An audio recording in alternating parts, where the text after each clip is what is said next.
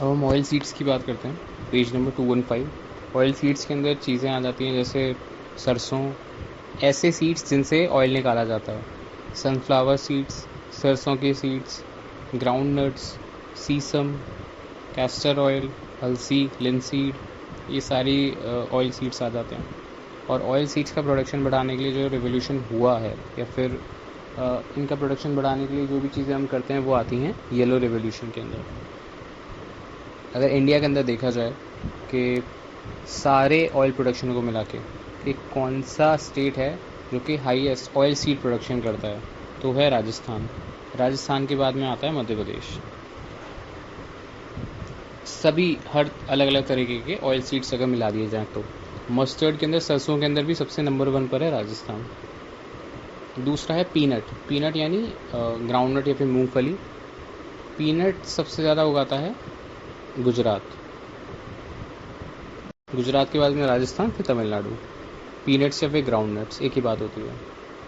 Soybean की बात करें, सोयाबीन के सीड से ऑयल निकलता है, तो सोयाबीन सबसे ज़्यादा उगाता है मध्य प्रदेश। मध्य प्रदेश अराउंड 45 से लेकर 50% ऑफ द इंडिया सोयाबीन को प्रोड्यूस करता है।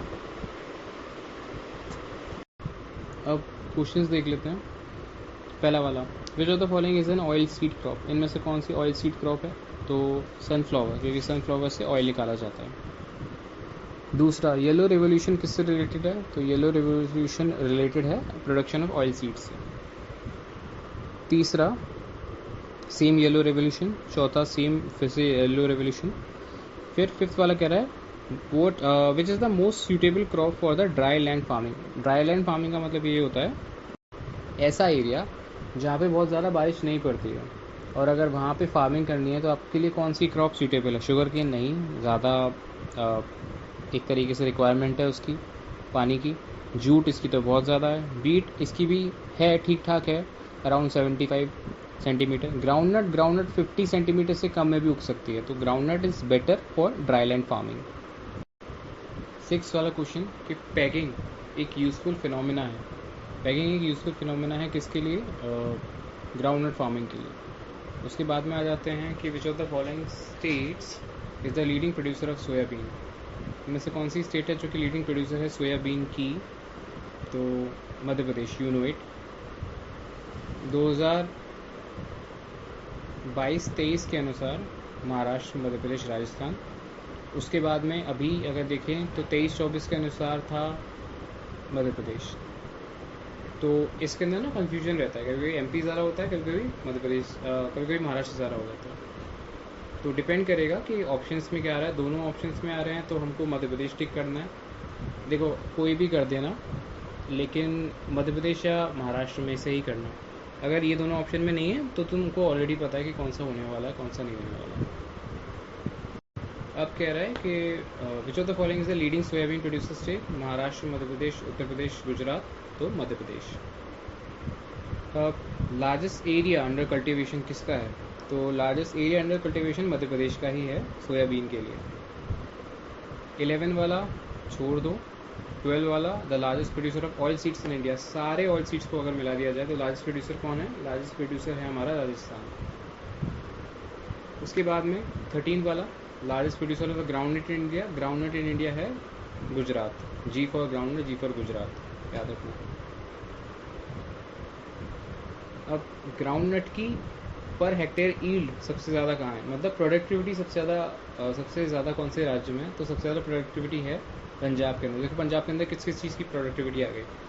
पहली है तुम्हारे राइस की, दूसरी है वीट की, और तीसरी है इसकी क्या कहते हैं, शुगर केन की। तो 3 प्रोडक्टिविटी मिल गई आपको पंजाब से। और हाँ, कॉटन की भी है। कॉटन की भी सबसे ज़्यादा जो ईल्ड है, सबसे ज़्यादा प्रोडक्टिविटी है वो पंजाब से है। और अगर शुगर केन की पूछे तो शुगर केन की प्रोडक्टिविटी सबसे ज़्यादा तमिलनाडु से है। शुगर केन के अंदर नंबर 1 कौन है? नंबर 1 है यूपी, नंबर 2 है महाराष्ट्र, और नंबर 3 है आपका कर्नाटका, फिर आता है तमिलनाडु। अब क्वेश्चन नंबर 16 पे चलते हैं कि Rajasthan is the chief producer of gram, mustard, cotton, wheat. Mustard, सरसों सबसे ज़्यादा होती है राजस्थान के अंदर हमारे। 17 वाला क्वेश्चन छोड़ देते हैं। उसके बाद में 18 वाले क्वेश्चन पर आते हैं। Major oil seed produce in India है, ऑयल सीड्स को रैंक करना है। तो सबसे पहले है सोयाबीन, उसके बाद में है मस्टर्ड, उसके बाद में है ग्राउंडनट, फिर है सीसम। तो सबसे ज़्यादा प्रोड्यूस होता है सोयाबीन, उसके बाद में है मस्टर्ड, उसके बाद में है सीसम, सॉरी सोयाबीन, मस्टर्ड, उसके बाद में ग्राउंडनट, फिर सीसम। सोयाबीन है, फिर है मस्टर्ड है, फिर है ग्राउंडनट, फिर है सीसम। तो ये हो गए हमारे ऑयल सीड प्रोडक्शन के आंकड़े। नंबर 1 फिर से याद करते हैं। नंबर 1 है सोयाबीन सबसे ज़्यादा, उसके बाद में है मस्टर्ड, उसके बाद में है ग्राउंडनट, उसके बाद में है सीसम। ये इम्पोर्टेंट है हमारे लिए। उसके बाद में 19, 20, 21 क्वेश्चन छोड़ देते हैं, 22 क्वेश्चन भी छोड़ देते हैं, 23 क्वेश्चन भी छोड़ देते हैं, 24 क्वेश्चन इंपॉर्टेंट है। इनमें से कौन सा बीज होता है जिससे सबसे ज़्यादा सीड, मतलब जिस सीड में से सबसे ज़्यादा ऑयल निकाला जा सकता है? तो सीसम। सीसम में एटलीस्ट 52% ऑयल ही होता है। सीसम का अगर सीड लोगे तो सीसम के सीड में से आपको उस सीड के वेट का 52% ऑयल मिलेगा। मतलब सबसे ज़्यादा जो ऑयल निकलता है वो सीसम के सीड में से निकलता है। नेक्स्ट देखते हैं पल्सेस को। तो पल्सेस के बारे में क्या जानते हैं हम लोग? पल्सेस नाइट्रोजन फिक्सेशन करवा सकते हैं क्योंकि पल्सेस लेग्यूमिनस प्लांट्स होते हैं, राइजोबियम को सपोर्ट करते हैं। और एक और इम्पोर्टेंट बात कि अगर राइजोबियम को सपोर्ट करना है तो राइजोबियम को चाहिए होता है एक इम्पॉर्टेंट मेटल जिसका नाम है कोबाल्ट। अब बात कर लेते हैं largest producer of the total pulses in India. तो नंबर 1 पर है मध्य प्रदेश, नंबर 2 पे है महाराष्ट्र, नंबर 3 पे है राजस्थान। तो दालें कहाँ से आती हैं? एमपी से आती हैं, महाराष्ट्र से आती हैं और राजस्थान से आती हैं। क्वेश्चन नंबर 2 से शुरू करते हैं कि इनमें से कौन सी कंट्री है जो कि मेजर प्रोड्यूसर और कंज्यूमर ऑफ पल्सेस है? इंडिया।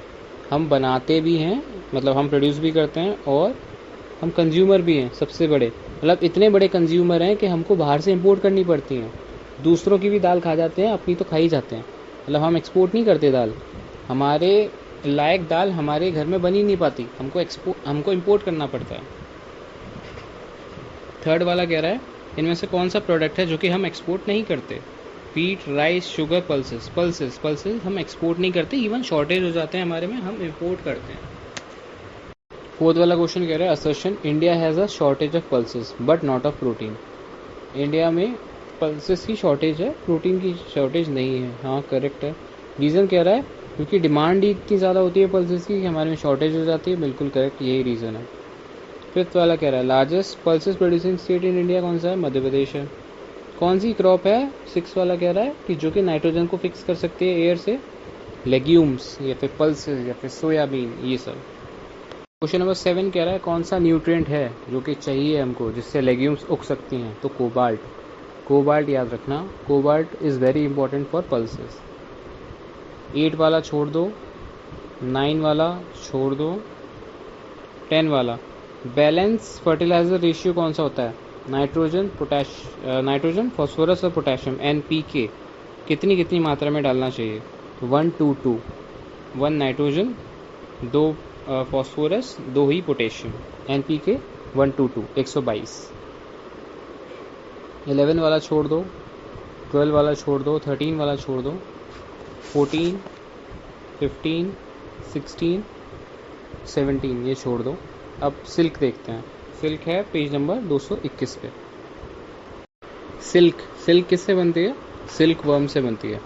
सिल्क वर्म को, या जब सिल्क वर्म का कोकून होता है, उस कोकून को अब जब हम बहुत गर्म पानी में मिलाते हैं तो उससे थ्रेड्स निकलने लगते हैं, तो उसको हम सुखा लेते हैं और उससे सिल्क बनती है।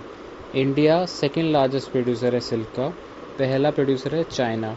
तो वैसे सबसे पहले सिल्क कहाँ से आती थी? चाइना से ही आती थी। किसी को पता नहीं था कि सिल्क कैसे बनती है, चाइना ने ये चीज़ राज रखी थी। इसलिए जिस जगह से चाइना सिल्क को बेचता था, ट्रेडिंग होती थी, उसको सिल्क रूट भी कहा जाता है।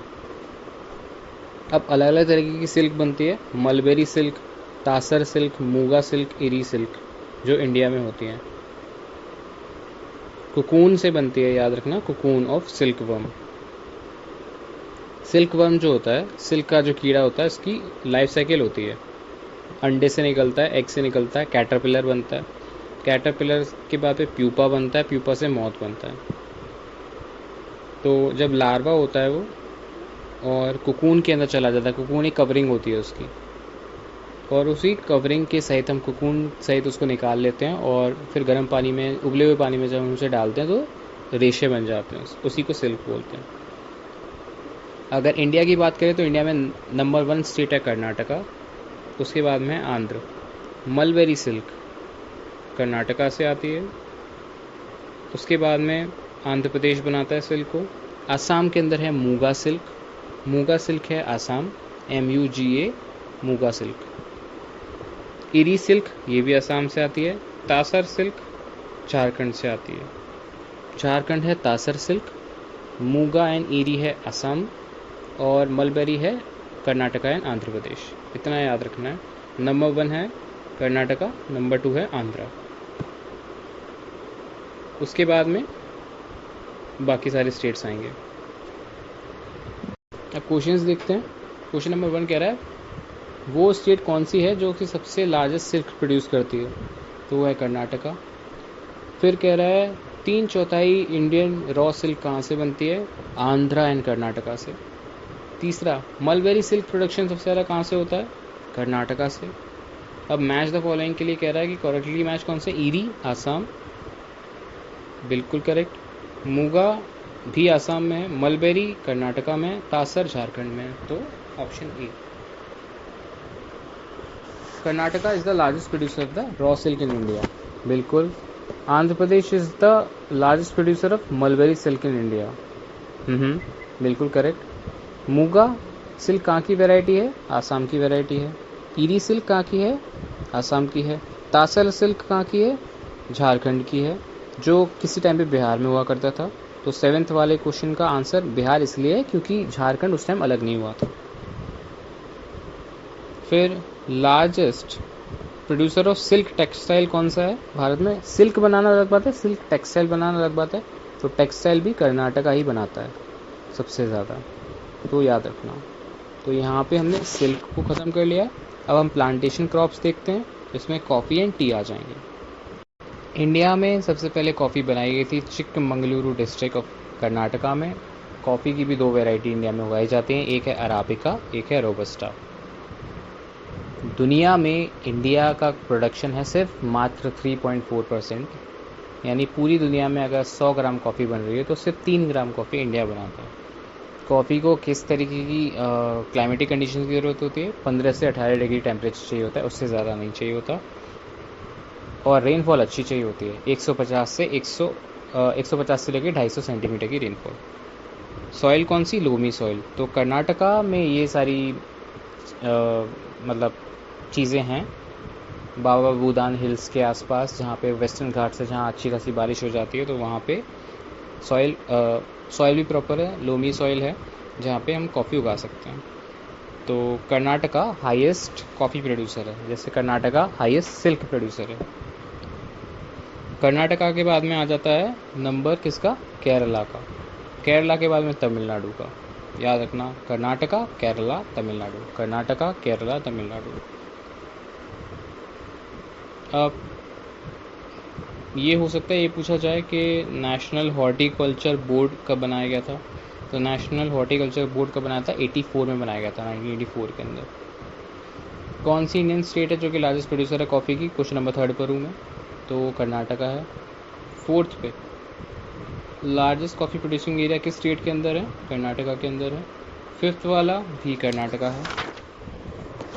6th वाला कौन सा राज्य है जो कि 70% से ज़्यादा कॉफ़ी बना रहा है भारत के लिए, तो वो कर्नाटका है।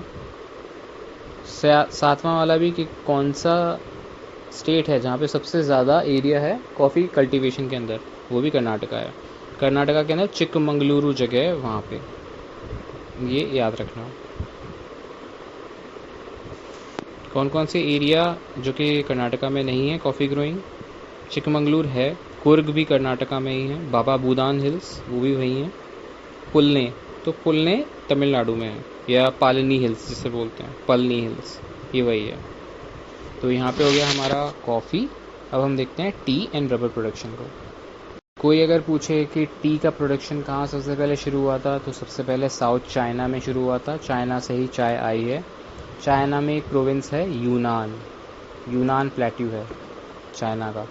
तो यूनान प्रोविंस के अंदर टी उगनी शुरू हुई थी। टी में क्या क्लाइमेटिक फैक्टर्स इन्वॉल्व होते हैं, 25 से लेकर 30 डिग्री सेंटीग्रेड टेम्परेचर चाहिए होता है। रेनफॉल सेम वही चाहिए होती है जो कि कॉफ़ी को चाहिए होती है, 150 से 200 सेंटीमीटर। और इंडिया के अंदर दो प्रमुख प्रकार हैं चाय के, एक तो चाइनीज़ टी या फिर असमीज़ टी। आसाम सबसे बड़ा प्रोड्यूसर है टी का इंडिया के अंदर। आसाम के बाद में वेस्ट बंगाल, वेस्ट बंगाल के अंदर दार्जिलिंग आता है। तो आसाम के बाद में वेस्ट बंगाल है, वेस्ट बंगाल के बाद में तमिलनाडु है, याद रखना। अगर वर्ल्ड ओवर देखा जाए तो नंबर 1 पर है चाइना, दूसरे पर है इंडिया, तीसरे पर है Kenya. China, India, Kenya. Kenya काले लोग भी चाय पीते हैं। फिर श्रीलंका चौथे प्लेस पर है। अब अगर रबर की बात करें तो रबर भी हॉट एंड ह्यूमिड क्लाइमेट में उगता है। और याद करो रबर हमने देखा था ट्रॉपिकल एवरग्रीन फॉरेस्ट में 25 से 28 डिग्री सेंटीग्रेड और काफ़ी ज़्यादा रेनफॉल, एटलीस्ट 300 सेंटीमीटर रेनफॉल होनी चाहिए। केरला हाईएस्ट प्रोड्यूसर है, एर्नाकुलम, कोट्टयम, कोझिकोडे, कोलम, ये सब वहाँ के। तो केरला, फिर त्रिपुरा, उसके बाद में कर्नाटका, ये है।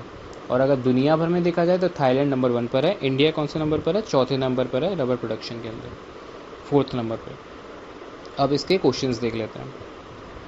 पहला कह रहा है कि आंध्र, केरला, हिमाचल, त्रिपुरा, यहाँ में से कौन सा है टी प्रोड्यूसिंग?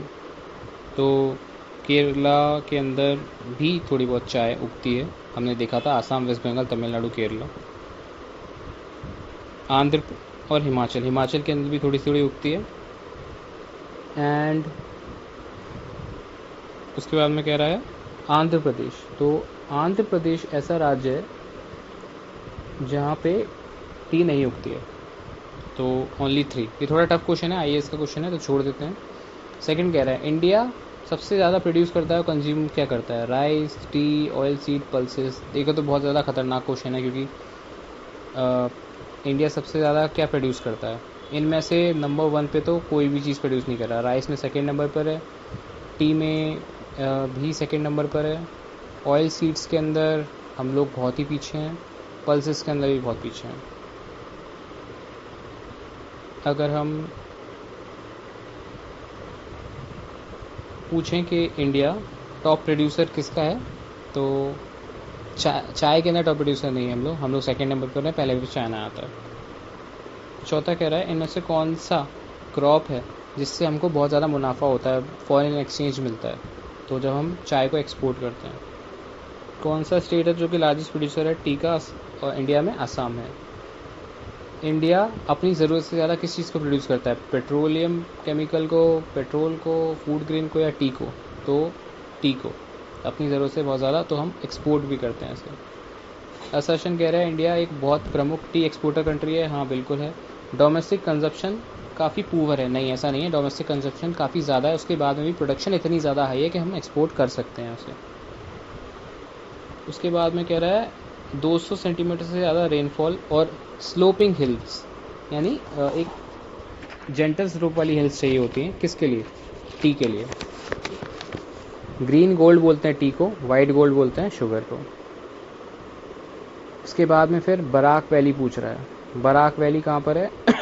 बराक वैली है असम के अंदर, और वहाँ पे शुगर केन उगाया जाता है। क्वेश्चन नंबर 11 कह रहा है largest producer of rubber in India is.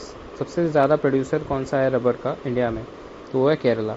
उसके बाद में त्रिपुरा, उसके बाद में है फिर आपका कर्नाटका। 12 वाला कह रहा है लीडिंग प्रोड्यूसर केरला रबर का। 13 वाला कह रहा है largest amount of rubber Kerala ने प्रोड्यूस करी है, तो केरला याद कर लेना, रबर के लिए फेमस है। 16 वाले पर आते हैं, विच of the following correctly match? UP jute, Assam wheat, Gujarat T, Kerala rubber. Kerala rubber से मैच होगा, बाकी सारे गलत हैं। उसके बाद में फिर पूछा गया है कि इनमें से कौन सी क्रॉप स्टिमुलस है? स्टिमुलस मतलब जिसको पीने या खाने के बाद में थोड़ा अलर्टनेस बढ़ जाती है, स्टिमुलेटिंग होती है, तो टी है। Tea and coffee are stimulus crop. अगर पूछा जाए कि टी कॉफ़ी वगैरह किस में आते हैं, तो ये बेसिकली प्लांटेशन क्रॉप है। Tea board of India, tea board of India कहाँ पे सिचुएटेड है? तो टी बोर्ड ऑफ इंडिया का हेडक्वार्टर है कोलकाता। बस ये इंपॉर्टेंट है, टी बोर्ड ऑफ इंडिया का हेडक्वार्टर है कोलकाता। तो यहाँ पे हम लोग फिनिश कर लेते हैं अपनी क्रॉप्स को। बाकी जो मिसलेनियस अदर प्लांटेशन क्रॉप्स हैं वो कल से देख लेंगे।